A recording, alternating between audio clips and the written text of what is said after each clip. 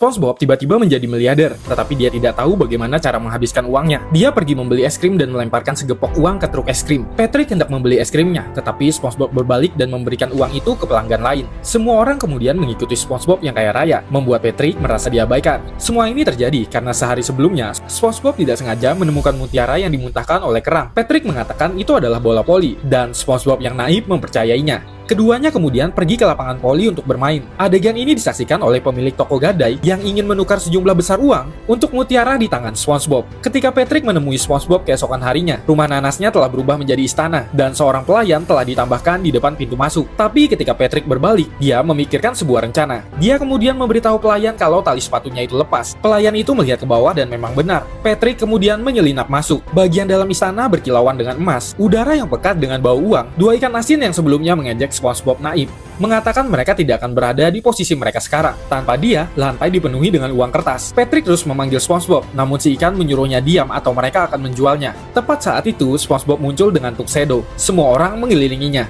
Melihat itu adalah SpongeBob, Patrick cepat-cepat menyapanya. Tetapi SpongeBob pura-pura tidak mendengar. Namun Patrick tampaknya tidak keberatan dan dengan ramah memberitahunya kalau rumah ini dipenuhi dengan orang asing. SpongeBob menjawabnya kalau mereka semua bukanlah orang asing, melainkan teman-teman terdekatnya. Mendengar ini, Tuan Crab bergegas mendekat, menanyakan apakah bintang laut ini mengganggunya. SpongeBob berpaling mengabaikannya. Kemudian Tuan Crab mendorong Patrick pergi, meskipun Patrick terus memanggil SpongeBob. Dia tetap tidak mendapatkan respon. Akhirnya Tuan Crab menendangnya keluar dari istana. SpongeBob memberitahu teman-temannya tidak apa-apa dan berkata bahwa bintang laut itu hanya iri dengan kehidupan barunya yang glamor. Tuan Crab tersenyum dan setuju, berharap mendapatkan tip. Saat SpongeBob dengan pede ingin mengambil uang dari sakunya, ternyata sakunya itu kosong. SpongeBob buru-buru lari kembali ke kamarnya, membuka brankas besar tetapi uangnya itu sudah kosong. Dia kemudian mencari di setiap sudut ruangan, tetapi tetap tidak menemukan uang. Dengan hati hancur, SpongeBob kembali ke ruang tamu. Tetapi sebelum dia selesai berbicara, SpongeBob melihat ke sekelilingnya. Teman-teman barunya itu telah pergi meninggalkannya. Tuan Crab mengingatkannya, ingat untuk tepat waktu bekerja besok. Setelah pengalaman seperti mimpi itu berakhir, SpongeBob menemui Patrick dan menanyakan apa yang dilakukannya. Dan Patrick hanya meresponnya tanpa ekspresi. Lalu SpongeBob pun meminta maaf kepada Patrick